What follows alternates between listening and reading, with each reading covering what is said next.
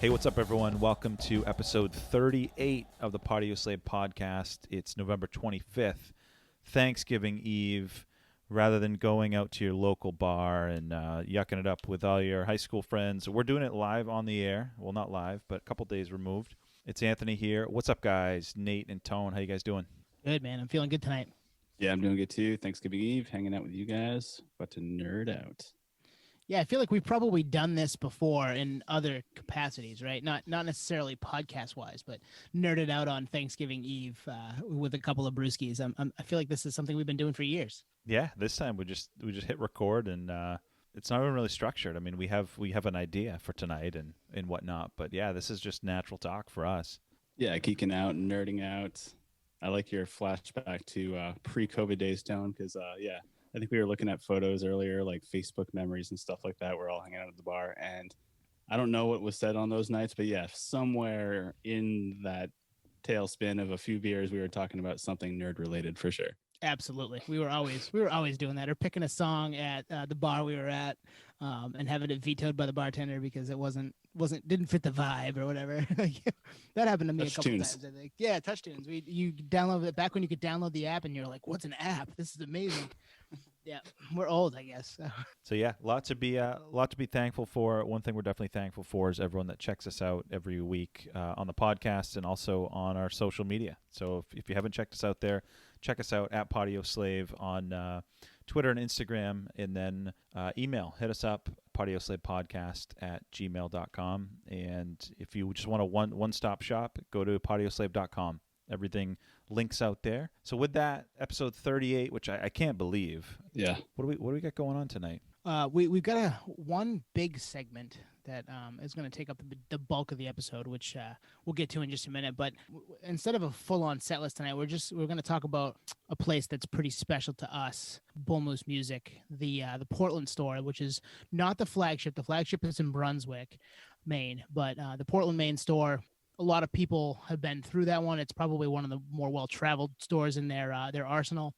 Is shuttering at the end of the month, which is more sign of the times with COVID. But it's a huge bummer to us because it's a place that we all kind of grew up in. When we got our licenses in 2000, 2001, we'd take the drive and head there and hang out and just be and nerd out the way that it was a place that we grew up together as friends musically. And I remember us hitting that place up during study halls and stuff like that. So it's just sad. It's a bummer that place is closing. Yeah, and I think context for people that don't know Bull Moose, you have to fact check me on this, but I would guess second to Amoeba, Bull Moose could be the second biggest independent retail music chain in the U.S. There might be a couple in the mix there, but they're probably in the top 5. So if you're from the Northeast, you know what it is. But if you're not, that's a little context. So I actually went to this location today. I found out about the news last night. I went today. I had a half day from work, and it was pretty sad. I was chatting with one of the guys that worked there, and he just said, with COVID, the foot traffic's down, and rent's gone up, and sales have gone down for that location for a while. And the lease is up at the end of the month, which is a week away. And they said, you know what? I think now's the time to pull the plug. Has it been a while since you've been, Nate? God, it's been a long time. Before I moved, I think I was going there quite often just because I knew it was going to be a long time to frequent that store again. But going back to flashing back to when I first went in there, I think we were trying to reflect earlier, what was the first time I went in there? I want to say it was 98. And the only reason is because my brother was older and my mom liked music too. So we would drop in there and she would do things in the Old Port. And that was the coolest store in the Old Port was Bull Moose Music. There really wasn't anything else that was interesting to me as a middle schooler going into high school. So and back then it was so grungy. Like you say, dirty, dingy basement record stores. That's the exact framework for that place. Just old and just old school. So, and then Tuan, to your point, it might be the only thing I can think that could rival is maybe Newbury Comics or Easy Street Records in Seattle, possibly. Yeah, I think you're probably right. Yeah, but Bull Moose has a legacy, and their founder, Chris Brown, different Chris Brown, is the one that started Record Store Day, right? Yeah. Yep. And it's apropos. Black Friday Record Store Day is this Friday. There's a couple things on the list there that I want to get my hands on, and I would urge people to go do that or check online if you can't. And that's another thing. There are a lot of people around the country, maybe they're transplants or they just found it in their search for Black Friday or record store day stuff or regular record store day stuff that know Bull Moose because they're shipping all over the place. So great spot to go online and find different records as well.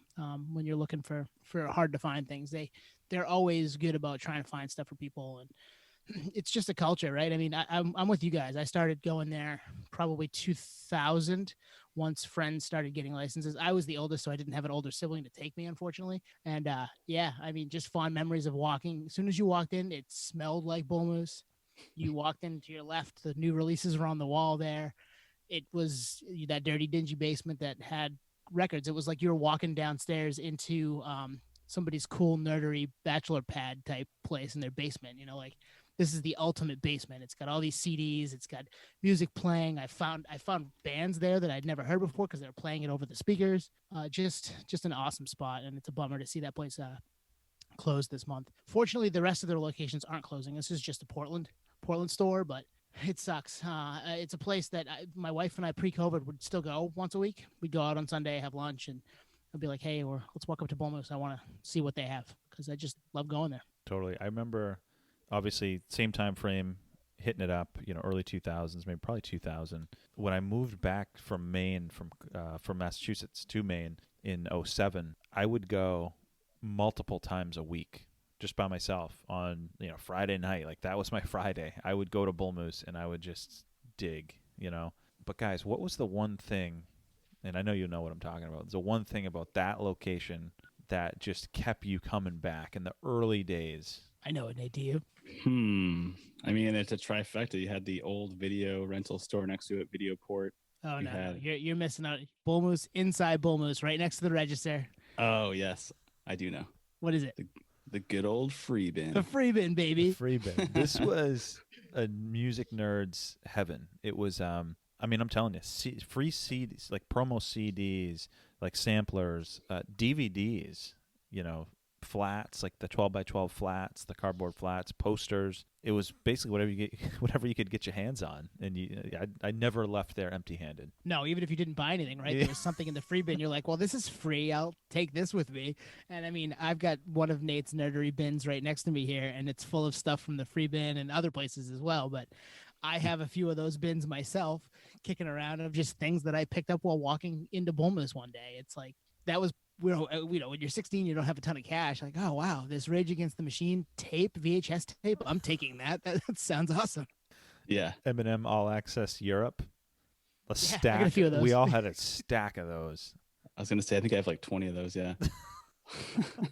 Which is funny because it was a free-for-all. A lot of it was like this funny, like high school competitive spirit, like running in there, who gets to the free bin first and like has first dibs, basically. And you would grab stuff, even if you weren't really, well versed with that band or whatever. It almost like helped you discover that band as well. So totally. Everything was always really dusty. I remember that. Yep. Not anymore. I mean, they had a flood a couple of years back, I think, and had to clean a lot of things up, and it did get a little more corporate down there. Barnes than it and was. Noble. Yeah, but it's still a basement, right? You're still walking down the stairs, and you had to fight for parking in Portland, which was always difficult. I remember there's a parking lot out back, and you used to be able to go in the back door and through the building to downstairs. And Twan and I may or may not have left school a little early one day. Ended up there, went inside. I think, what were we inside, Twan? 10 minutes? Yeah, tops. Came out and your car was gone. Oh, man. They had towed him because we were there during business hours, and that parking lot was not supposed to be used for Bull Moose customers at the time. But yeah, we walked out. The guy across the street's like, "Yeah, you looking for that car? Yeah, it's gone." The courthouse, they towed yeah, it. I think. Oh yeah, right across the street. Yeah. Sorry, Slick, if you're listening. And that's like the last thing. Like, you just probably like scored big in the free bin. Your hands are full, and there's no car. Yeah, and we're 16, right? 16, 17. We get nowhere to. What do we do? Tony, you mentioned it in an episode. I can't remember which one. You probably know, but where you're like high school, young, not a whole lot of money, but if you have like $10 or let's say like $15, that's enough to like grab like a new release CD and a few slices of pizza at Anthony's Pizza next door. Yeah. And then like rent a movie. Like for me and Andrew, I don't know if you guys know Andrew, we'd go in there to Videoport and just grab some random ass 1980s like horror movie because we knew it was just going to be hilarious. It was hard, you know what I mean? And so for like $15, you have like this freaking amazing package plus the free ship. Simpler times, right? I mean, just Yeah. simpler times. I love that Anthony's Pizza was there. We used to call it Twan's Pizza because, Yep. obviously because of Twan. Wasn't actually your place, unfortunately, but I ate there today. yeah, was it still good? Yeah, very distinct sauce and spices. Yep. That's the one thing I always remember. And the Yep. the crust is really doughy. We're getting really food nerd. Deep nerdery here. Yeah, no, but so Bull Moose obviously gonna miss that location. It sounds like when things clean up a little bit and we get a little bit more back to normal, they're gonna look for another Portland location maybe. But that one spot is iconic. It's gonna be a bummer to not be able to go there again. Yeah, I'm gonna miss that place. I'm thankful for Bull Moose Portland for everything that it's done for nerdery. Yeah, lots of time spent in there. I think we met the U's there. I won a ticket to System of a Down POD there. Like it was a fun place to be. The Used, Taproot, Tenacious D.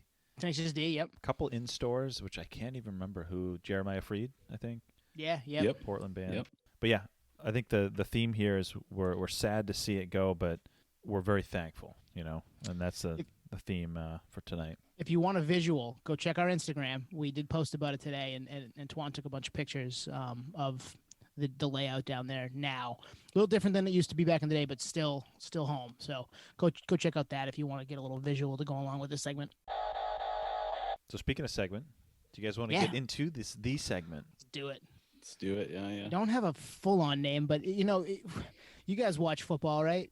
You're fans of football. Yep. You'll sidle up to the couch tomorrow and watch the Lions play and watch the Cowboys and the Redskins play.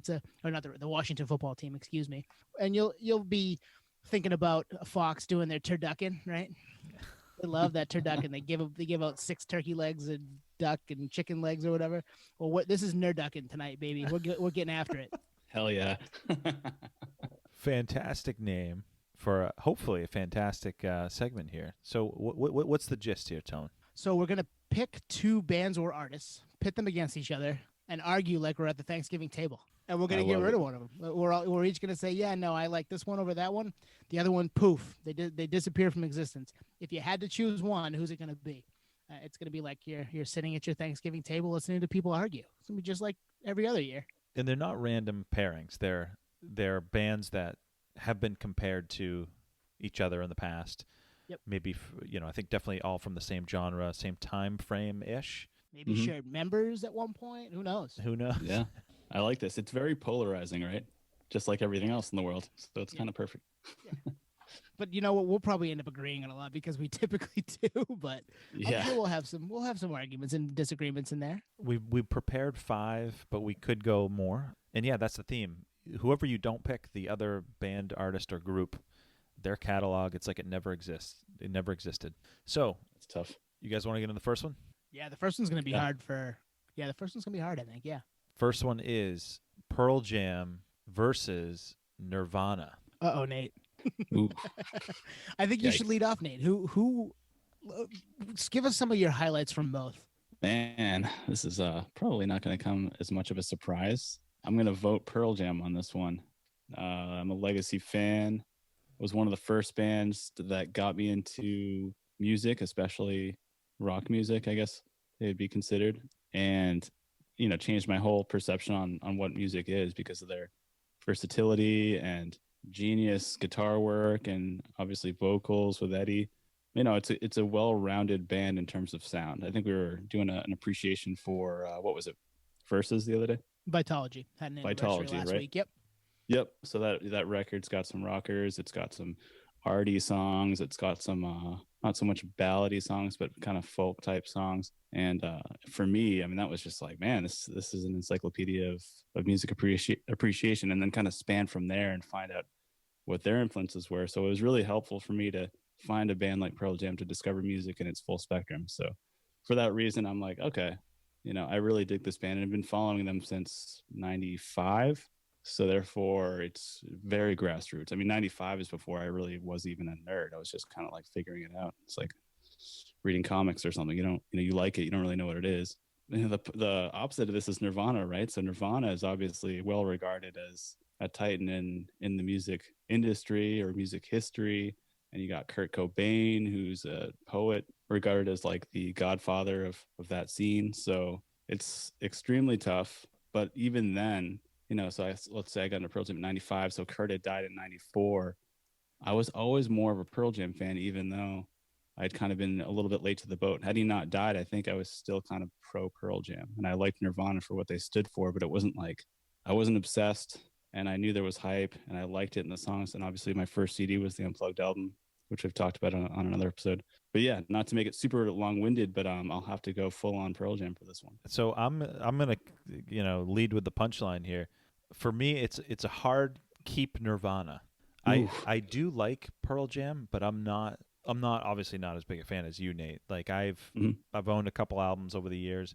For me, Nirvana, and it's not even because of the typical reasons. Like most people would say, well, they created Nevermind. Well, for me, Bleach is the best Nirvana album, bar none. It's the first album. I don't know when it came out, 89. Are you guys versed in that album? Yeah, a little, definitely. Yeah, I mean, Negative Creep sounds like Motorhead. Like it's a whole different band. Sifting, which is I think might be the last track on the original release. It's just the whole song's like just a giant breakdown, and that's pre-Grohl, right? That's even pre-Grohl, that album. But for me, it gets down to I seek out that album. I seek out Nevermind. I don't seek out the Pearl Jam record. So part of it could be timing. Like I probably got into maybe not. Probably I got into both of them at the same time. So for me, who's not the Pearl Jam fan that you guys are, well, I don't know which direction you're going in tone. For me, it's a hard Nirvana. Hard to keep Nirvana, no doubt about it. I'm in the middle. I started off. If you'd asked me this 15 years ago, I probably would have been like, "Yeah, Pearl Jam. Sorry, I'm out on Nirvana. I don't care." I've grown to like them more as time has gone on and appreciate what they did in the short amount of time that they did it, especially as a three-piece. What they, how quickly they kind of helped to change the trajectory of rock music. It was all hair metal before, right? Like we're getting Warrant and Skid Row and stuff like that back in the late 80s. Guns N' Roses, late 80s, early 90s. And I love Guns N' Roses, don't get me wrong, but this is a complete different shift for that. Grunge just kind of took over, and they were, leaders of that charge. So was Pearl Jam, but I think Nirvana wore it a little bit more and was kind of pushed on us a little bit more that way. But for me, I do think it's Pearl Jam, and it's mainly because of longevity. And there's been stuff in the last 15 years from Pearl Jam that I really like, and we haven't, unfortunately, because of Kurt's passing, haven't gotten anything from them. Now I wonder if they had stuck around, and we've done this before on a different pod, would my answer be different? It might be, but yeah. I think because of what we have right in front of us, it's Pearl Jam for me too. You bring up a few good points there. One being what was pushed on us. So now we know, our era of music appreciation was very analog. It was radio, what was on MTV, what was on a major label, what was being promoted properly. Pearl Jam and Nirvana were, titans of that era, so therefore they had the trade spend and promotion of the ass, right? Pearl Jam was on Epic. What was Nirvana on? Is that Republic? No, can't remember. Either way, major label, right? So there's that element of, man, what if neither of these bands were kind of in your face all the time? What if it was an organic listen? It's hard to say where you would evolve, because it's very taste driven at that point instead of just easy access. And the other thing you brought up, which is if Nirvana was still going, so longevity wise, if Nirvana was still going today, it's really hard to decipher where that would be today. I think we've talked about it on another episode where we think maybe Nirvana would have broken up regardless and Kurt might have gone solo, something in that regard. Yeah. Yep. I think the breakup for sure. Yeah, I think the breakup seems inevitable, very Beatles-esque in that realm. So yeah, all great points. And it's already this Thanksgiving pre-dinner is already getting very uncomfortable. Yeah, no, I disagree with you, Twan, and I think your ideas are stupid. So I think the consensus is the Podioslave consensus is Nirvana's catalog. See ya. Yep.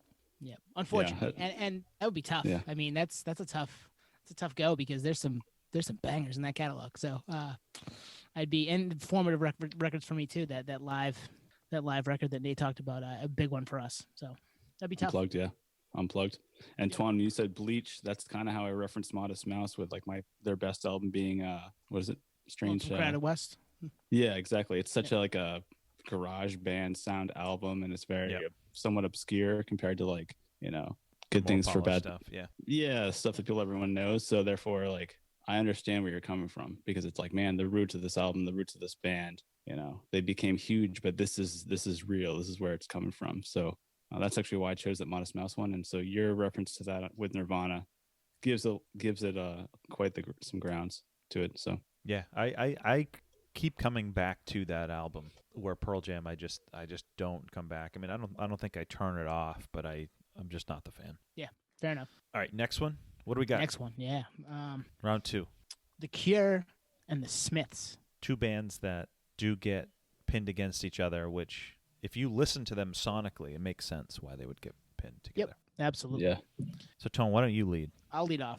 For me, this is easy. I've never really gotten into the Smiths, so it's the Cure for me all day. I have spent, and this is a product of how I got into the Cure, being, you know, early 20s, looking for something different that was older, you know, getting out of being into the, you know, the local rock scene that we had that was kind of coming up on the radio. This was something different. It wasn't really being played on the radio, just kind of something you could find with a couple friends that were into them. I think we've referenced Donnie's Basement on this pod. Our buddy Donnie, him and Nate, our other buddy Nate, hanging out and just listening to like Nine Inch Nails and The Cure and stuff like that. That was Tim Skold, Machines of Loving Grace, just a bunch of different bands that you weren't hearing other places. I got from those guys. So this was where I would pick The Cure over the Smiths.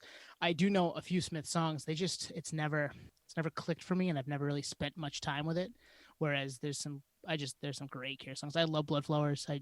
We posted that a few weeks back on our Sunday Spins. I think when that came out for Record Store Day, I went out and made sure I got that one. Yeah, I'd go Cure. I love the Cure. You're looking at me, so I'm like, Well, I am gonna have to say I'm gonna have to go with the Cure as well. For many reasons. So whatever Twan says doesn't matter. Is that you? I'm just kidding. The Cure, I mean, it's that longevity thing you said earlier really has a lot of meat to it, because I've seen the Cure. I've seen them a few times, and they're a phenomenal live show. The songs are beautiful. Everything about it's great. But the Smiths, you know, similar time era, right? So Smiths is 1982, Cure is 1978. So similar time frame and everything. I think what really draws me back to the Cure is I really love the guitar work. I love the kind of like out there guitar riffs that kind of just like paint the picture for the song. And then Robert Smith comes in and it's just like this perfect artwork. And that's saying a lot, because you got Morrissey and Johnny Marr with the Smiths, which is also like a perfect harmony. So this is a tough one, you know, but I think I've spent more time with the Cure, both, you know, seeing them live and, you know, listening to their music. The Smiths I've spent some time with, not as much. And the only live rendition I've seen is Morrissey, which is a great show. And he plays a lot of Smith songs. Johnny Marr did actually come up here and play a gig once at Belly Up, but I missed it. And I was bummed that I missed it. Show regret. But yeah, I think I'm just drawn to the Cure. It's like we've talked about like the band's band. This is like Totally. the guys in Blink. Like Mark Hoppus like loves the Cure, and well, and they had Robert Smith on self-titled, right? Yeah. On the song All of This. All of this. Yeah, I love that song. Yeah, that song kicks ass. So for me, it was like kind of tracing the roots back from bands that I liked, like, oh, and the Cure kept coming up. And the Smiths would too, especially for bands like the Deftones and so forth. But yeah, without going too deep, I would have to say the Cure. I agree with you, Tone. You can just stay at the table. Twan, what do you got? We love sports analogies, sports references. To me, this lineup, these two, it's like that 6 overtime Syracuse game from like 15 years ago, whatever. It's so close. It could go either way. And then to use another sports analogy, you'll often hear sports announcers say, like, the team with the better single player is the one that typically wins. And for me, The Queen is Dead is the best album that either band has put out, which is saying a lot because Disintegration is a near masterpiece. It's like 1A, 1B. I mean, you could go either way. You could ask me next week, and I'd say I could have been on a big Cure kick, and I'd say The Cure. But the contrarian to that thought process is like the Smiths put out Meat is Murder, which I think that album sucks. And I'm sure The Cure's had some duds, but I don't know. I got to lean into that my favorite album by these two bands, being The Queen is Dead. That album's just a vibe, and you can, if you listen to a mix of all their songs, like if you just had a random playlist of Smith songs, you could pinpoint the songs from that album. It's just the way it was recorded, the song structure. It's just a vibe. I keep coming back to that. I come back to Disintegration, and then Tone, you turned me on to. You said Blood Flowers. Blood Flowers, yeah. Yeah. Or Flowers. I've heard both. Yeah, I've heard both too. I listened to that today, and I was So like, good. God damn, I could. It's just a pendulum. You ask me next week, I could go The Cure. So I think The Cure takes this one. So it's funny because, and we've talked about Brand New a little bit in the last couple of weeks, the band Brand New, and they clearly take from Morrissey and the Smiths. And I still do, but musically love Brand New, not necessarily some of the stuff that's gone on with them behind the scenes. And then it's one of those things, like maybe I would like the Smiths and Morrissey more than I do if I gave it a little bit more time. So I could totally swing the other way too if I were to spend a little bit more time with Morrissey and the Smiths. I think that makes sense. But for me right now, it's The Cure. Well, the other thing too is, I don't think we're ever going to have Morrissey on this podcast, but he's known as being one of the biggest dicks in the music industry history. Right. Yeah. So that doesn't help the cause, but for me, it's the Smiths. And Robert Smith is the opposite of that, is from what I hear. Right. I mean, our episode 17 guest Rob Riccatelli, he interviewed him and was like, he's awesome. That guy's great. So. All right, fuck it, guys. The Cure. No, stick to your guns, bro. Stick to your guns. Twan, I almost brought the same thing up because Morrissey just got dropped by his label. So obviously that's not a good sign. Wow. Yeah. A legend, you know what I mean? To be dropped as a legend, it must be pretty bizarre as the talent. Like, wait, what? I'm Morrissey. Fuck you, bitch. A one-named artist. Yeah, another one of those, right? That's funny. He'd be fine though, right? He'll be able to put something out if he wants to. Somebody will. Yeah, there's not an issue there. I mean, I don't know. Maybe he's not versed. He'll probably get someone behind him to help him out. But if he was to do it independently, I don't think so. I think he'd be struggling. It's one of those weird things. You know what I mean? It's like one of those 80s bands that's great, but they can't tour and they don't have a whole lot of support. So they have to rely on some kind of major to pump them up. Yep. But yeah, that's a little tangent. We do that here. Yeah. Tangent. Who we got? Round Third 3. one, yeah. Foo Fighters versus who, Nate? Ooh, Foo Fighters versus Queens of the Stone Age. Man. Yeah, this is an interesting you one. lead off this time. All right, so I think I'm going to pull the Tone card with The Cure, the Smiths.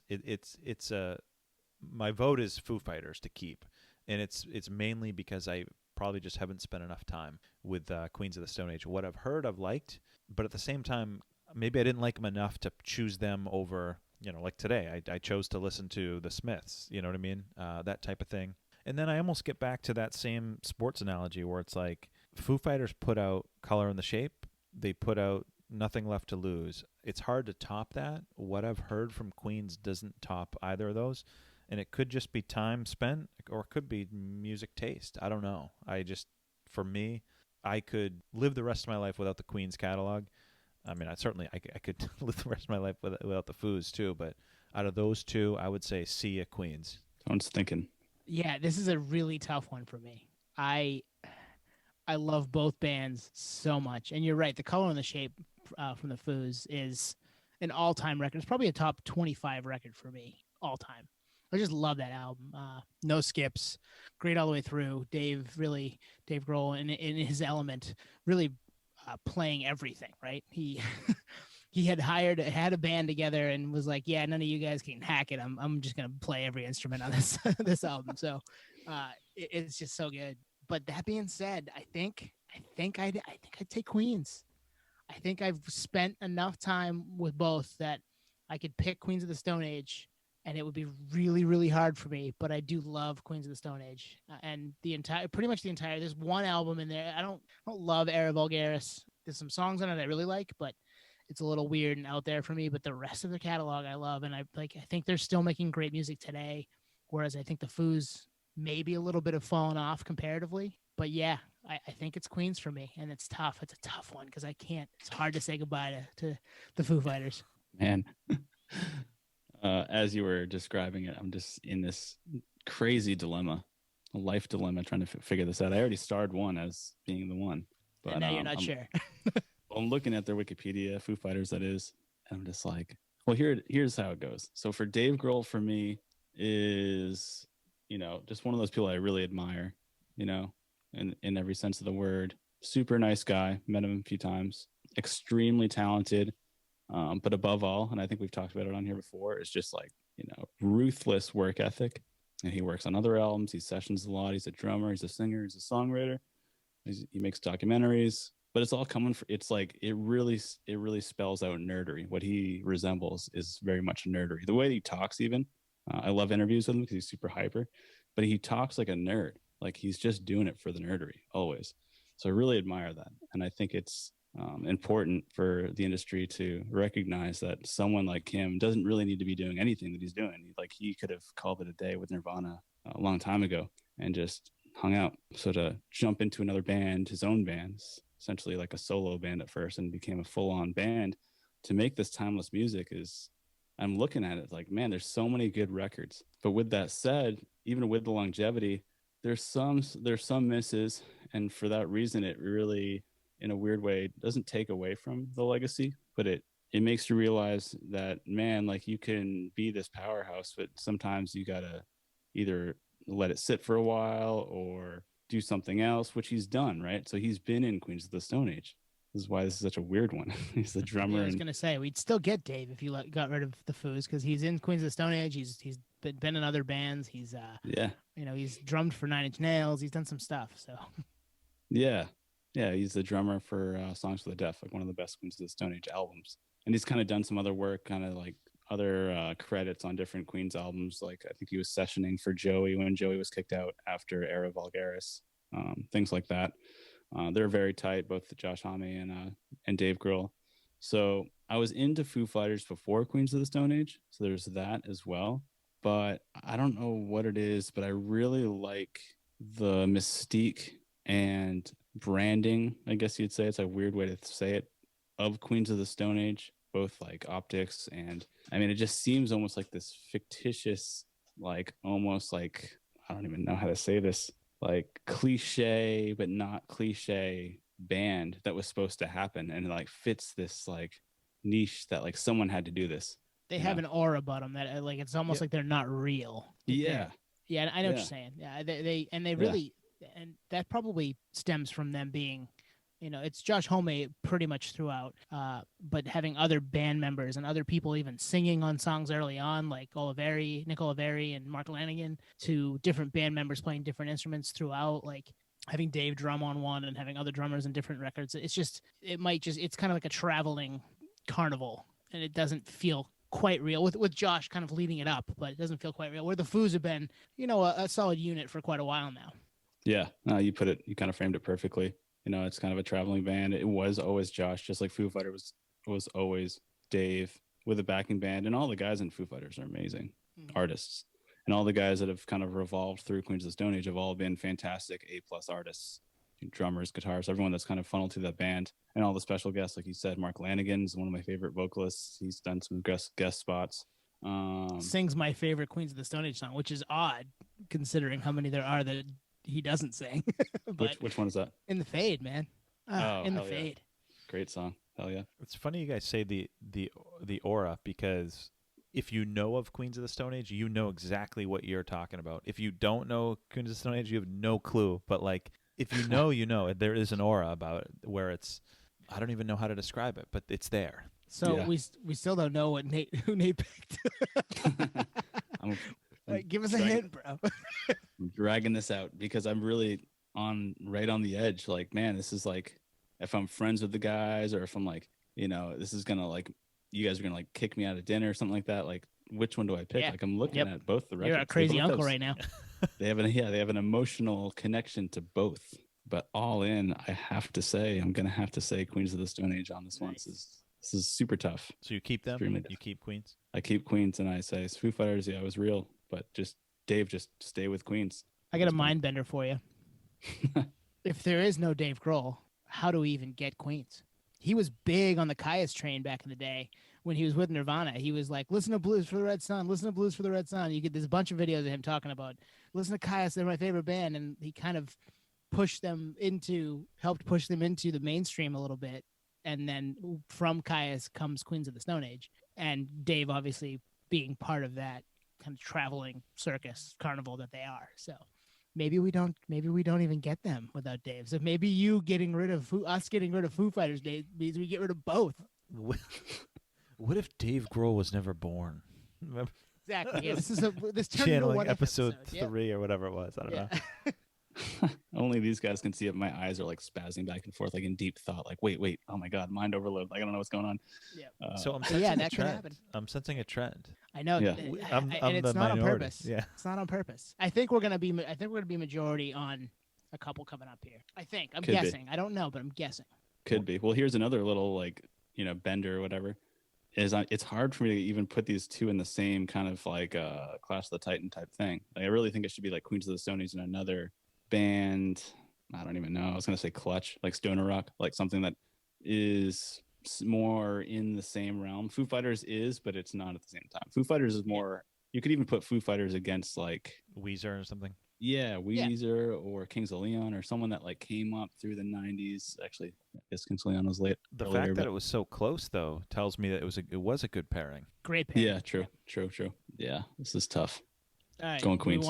We want to settle the ever present, long going Beatles versus Stones argument right now. We had to put that in there. Beatles, We had Stones. to, Yeah. right? We have to. All right, Let's I'm do going last on this one. All right, I'll go first. This is another tough one for me, but I think, okay, so I grew up with Beatles. My mom was a gigantic Beatles fan, and she was, formative for me musically as well, playing the Supremes and Frankie Valli and the Four Seasons and the Beatles. The Beatles was a lot of what we listened to growing up as a kid. My issue with what she would play a lot of times was the boy bandy type early stuff, the I Want to Hold Your Hand and Can't Buy Me Love and 8 Days a Week, where I want to hear more of like the White Album stuff, the Rocky Raccoon and Revolution and Abbey Road stuff. So I think for me early on I'd have told you Beatles, but I think for me it's because of that. The Stones didn't have that. The Stones were a rock band from start to finish. They'd have stolen your lunch money. They'd have kicked you in the shin and it made you they're a little rougher Stuffed around you the in a edges. locker.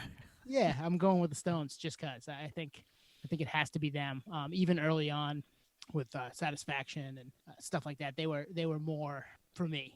I like it. I am on the fence again. Like I had one starred, and now I'm going back and forth because I'm almost like, should it really be? So, Nate, I'm going to pause you. If you're on the fence, then why don't I go and you settle it? Perfect. All right. So for me, in terms of if I think about the one I don't pick gets off the face of the planet, it's like they never happened, right? Or you never get their stuff again, whatever. For me, I appreciate both bands. I'm not huge. It's funny. Like they're both bands that I appreciate, and I appreciate the Beatles more than the Stones. But I'm never going to throw on these albums. But for me, what it comes down to, and this is kind of deep nerdery, or maybe not, I don't know, but Beatles are often credited as being the band that pioneered metal with Helter Skelter. Yep. So if we say, it depends on how we do this segment. If it's like the band you don't choose if they're off the face of the planet, well then I'm definitely choosing to keep the Beatles, because without Helter Skelter, maybe there's no Sabbath, right? Because Skelter was 68. Self-titled Sabbath was 7, or first Sabbath album was 70. So you think about the future of music. I'm not saying they were the first, metal or metal adjacent, but they were one of the most prominent bands to weave that in. And, they have a lot of catchy songs. A lot of it's stuff that I know every word to, even though I've never intentionally put their music on. Same thing with Rolling Stones, but maybe it's just I don't know enough about the Stones, but I'm going to go keep Beatles with a hard direction that way. Yep, that makes sense to me. I like that. Yeah, I like that too. And I'm happy you went because I'm still on the fence. But here's what I wrote down. I'm shocked. I'm shocked by that, Nate. This is what I wrote down. In preparation to this, I crossed out both and put Zeppelin. Yeah, I think I agree with you there. Option C. Yeah, Zeppelin's like tied for my favorite band of all time. So there's that. But Twan, I'm happy you went first because the Beatles thing is a good one because they really are the foundation of so much. And I know that's kind of, been repeated and regurgitated so many times, but it's true. And it's metal, it's pop, it's rock, it's country, it's everything. It's it's the periodic table of writing music in a lot of ways, right? The Beatles are just like the foundation. No, there's really no other way to, put it out there. It's just they've created so many genres and subgenres and styles. And you look at I'm looking at all their albums right now, and it's just such a vast change up from, like you said, Tone, the boy band, Please Please Me, all the way to like the funky Yellow Submarine, like craziness. Originally, I was going to say Rolling Stones, but I'm actually going to go Beatles because the same thing, the foundation of these songwriting skills have led me to my choices that we've even discussed on this podcast. As much as Foo Fighters is very Beatles driven, same with Queens of the Stone Age. And because of that kind of wacky out there music that is intriguing to me, and even with The Cure, with some like really crazy out there guitar riffs and so forth. Not that Keith Richards can't do that in the Rolling Stones, but I've had more time with the Beatles early in my life as a youngster, but I've discovered Rolling Stones later. So that's why I originally actually chose Rolling Stones. But I'm actually going to revert back to the Beatles. And I just feel like I know more of their stuff across all albums, but really just now more than ever, even though it's like a Thanksgiving episode, just really I'm thankful for if the Beatles never came out, even if the Beatles came out and the Rolling Stones came out and the Beatles didn't, there would be a lot that we didn't get because of that. Yep.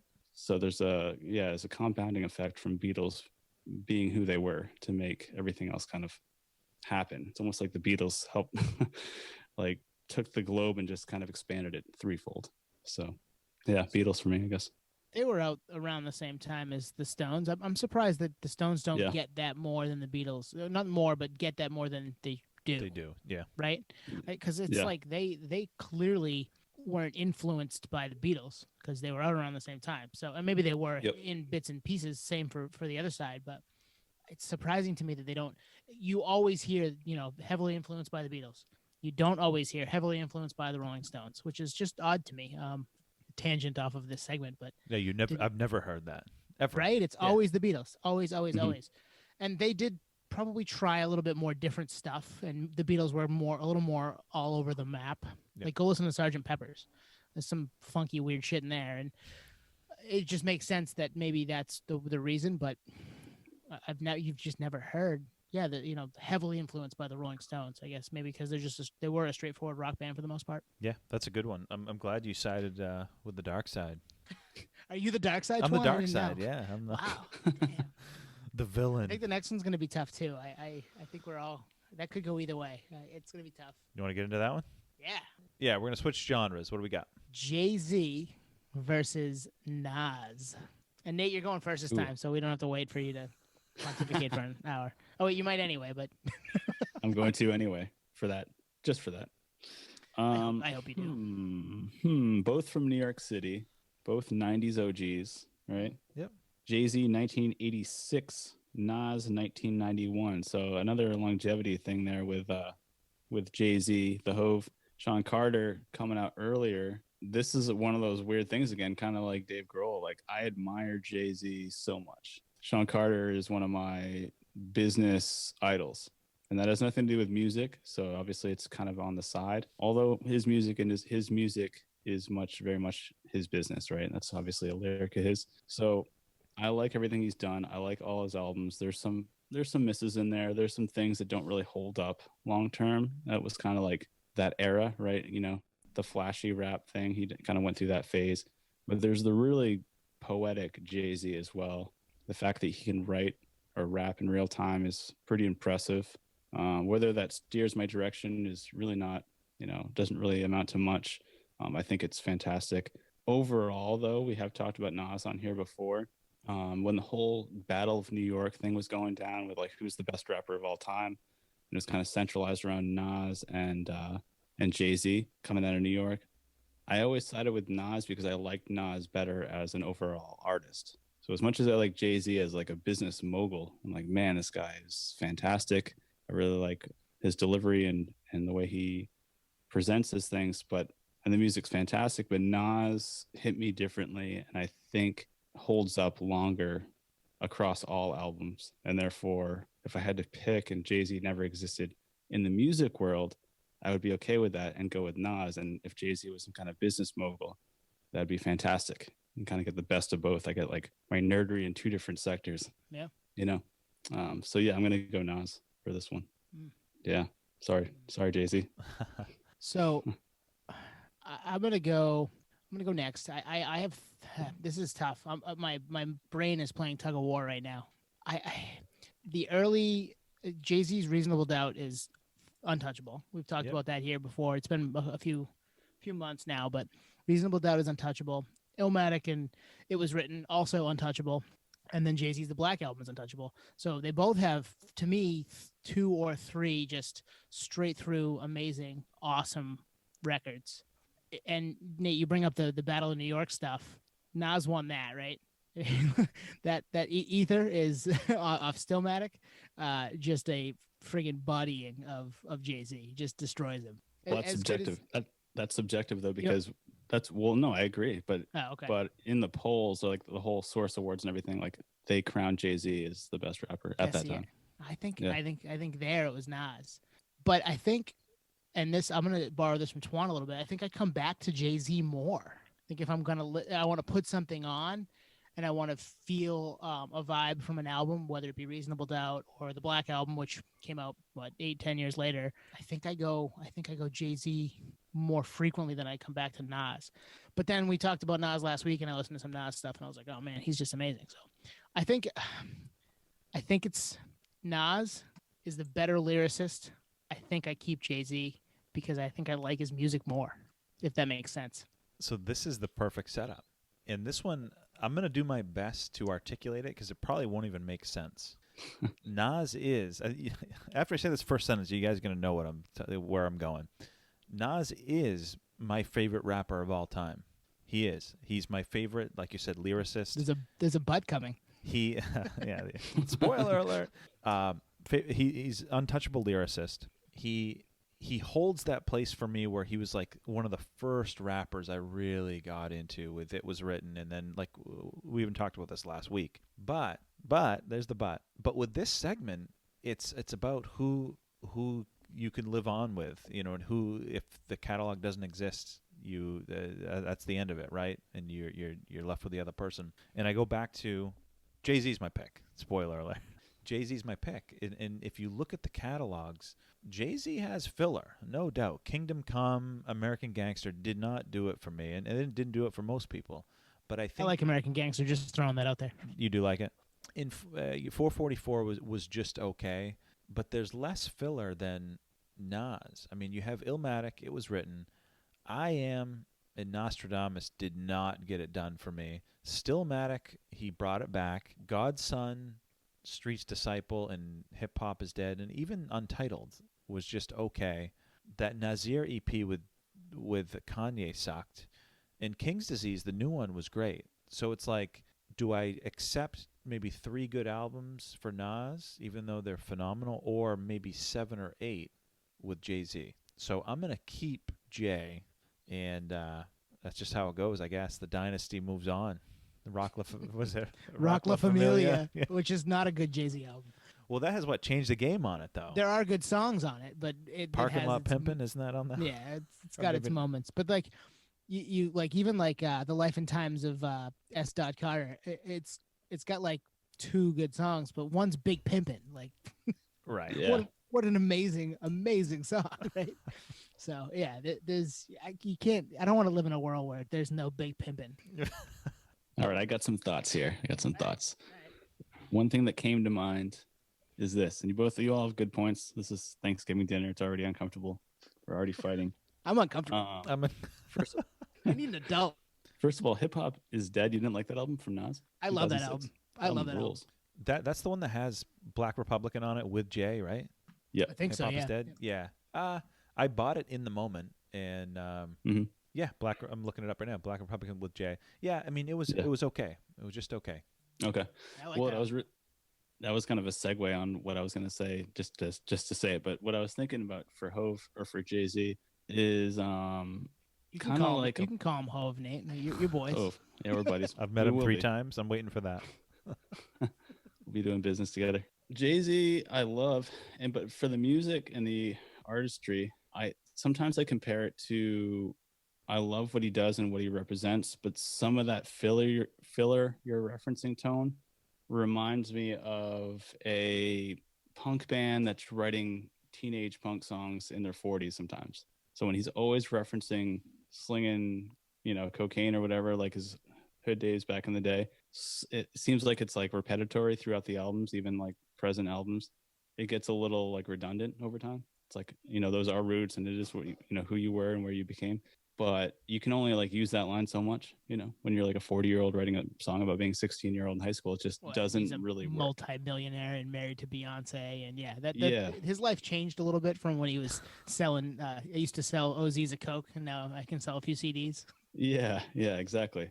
So some of those lyrics, they work in some context, but sometimes it's like, nice, man. I heard this on the last album, so it's kind of like you got to change direction or just know that already worked once, but you can't keep recycling that. And this comes out of pure respect because, like I said, I respect Sean Carter 100%, and I know referencing your roots in your music is important. I mean, we talk about our roots here on this podcast as us three, so I totally understand it. But there was a time where I started to see that it was becoming almost like a repeat of a repeat, and I was like, and I kind of fell off on me. But when you said Nas, I understand too, because there is some filler in there, and it's unfortunate because he's a poet, and it's like, man, I really understand how this guy has misses, but he does, and everyone does, so it is what it is.